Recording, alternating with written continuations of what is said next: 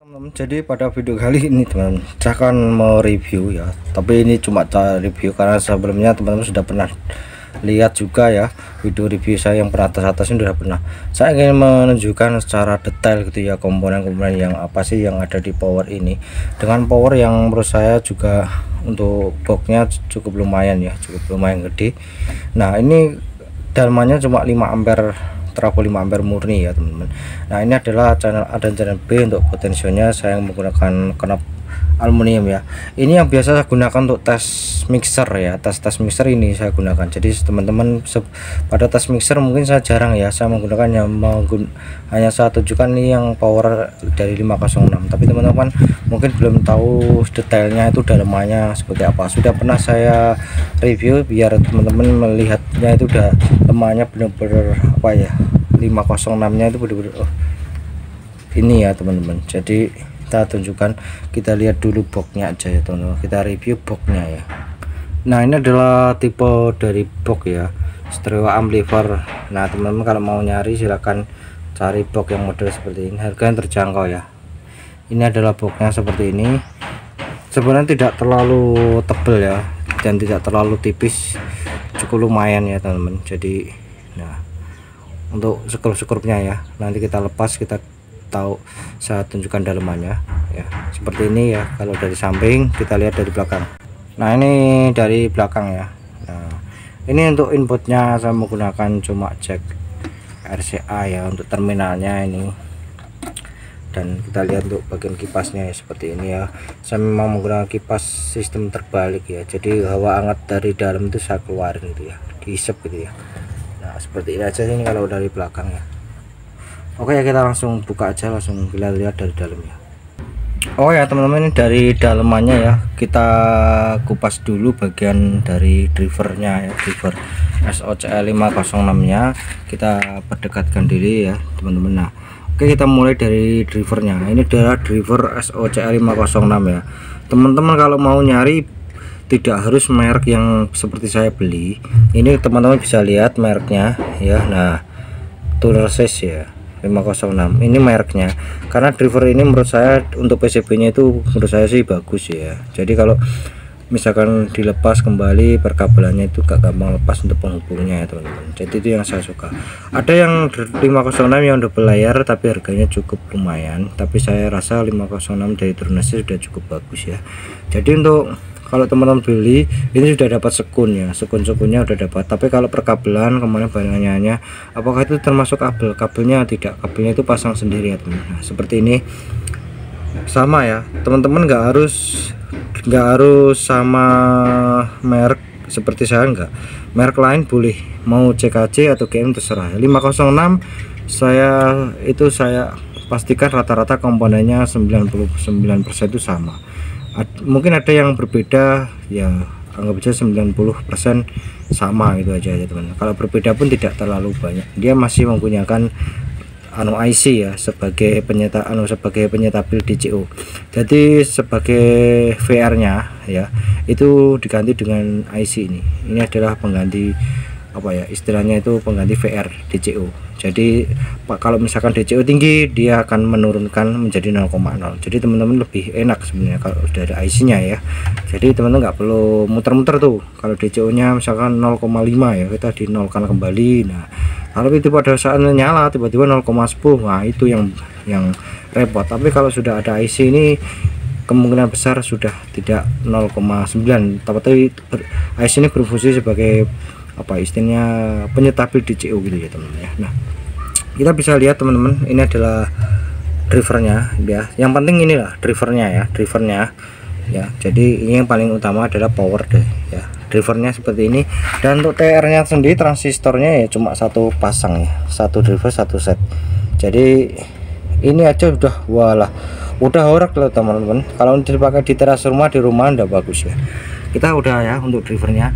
Terus untuk speaker protector nih teman-teman bisa lihat speaker protector.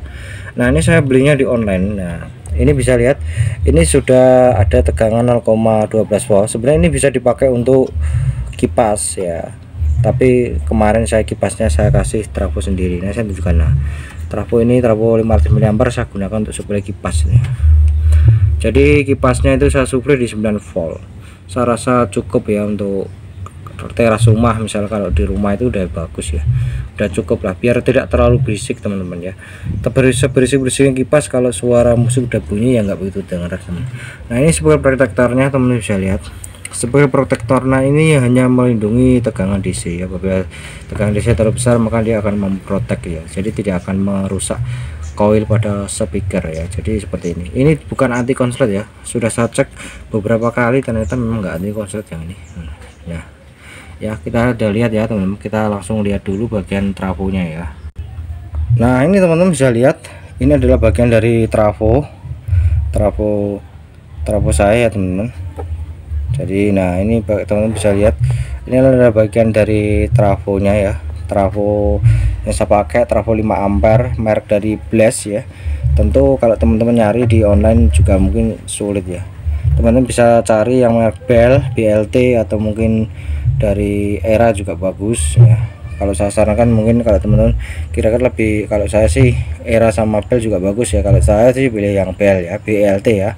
Ini CT45 saya gunakan, dan ini adalah PSU nya biar teman-teman lihat ya. 80 volt 10.000 mikro merek dari Rubicon, warna hitam ya, ingat warnanya hitam.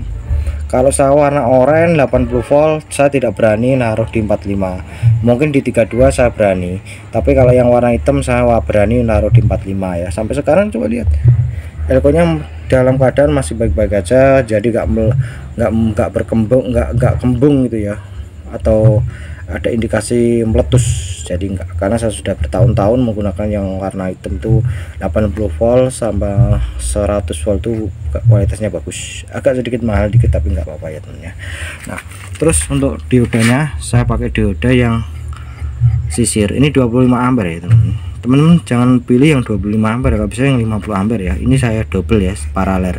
Nah untuk kapasitor MKP 275 volt 0,1 mikro. Nah, ya, ini mereknya ya. Nah terus kita lari, ini adalah trafo 500 mA dan ini adalah PSU nya. Saya gunakan untuk suplai kipas. Nah seperti ini ya. Nah oke, udah kelihatan ya teman-teman ya.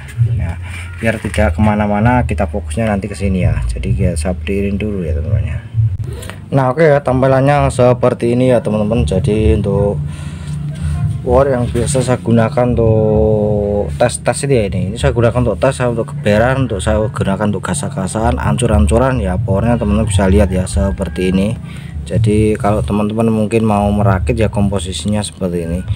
Dan pasti ada yang bertanya-tanya ya, apa enggak mati tuh, TR-nya kan cuma satu ya. Memang TR-nya cuma satu set tapi kualitasnya bagus. Ini saya pakai Sanken. Tentu kalau pakai saya merek yang lain ya saya nggak bisa sebut ya, mungkin kalau pakai merek yang lain itu kalau nggak yang kualitasnya bagus saya nggak berani ya. Makanya untuk satu set saya pakai Sanken itu sampai sekarang ini sudah saya pakai gasan.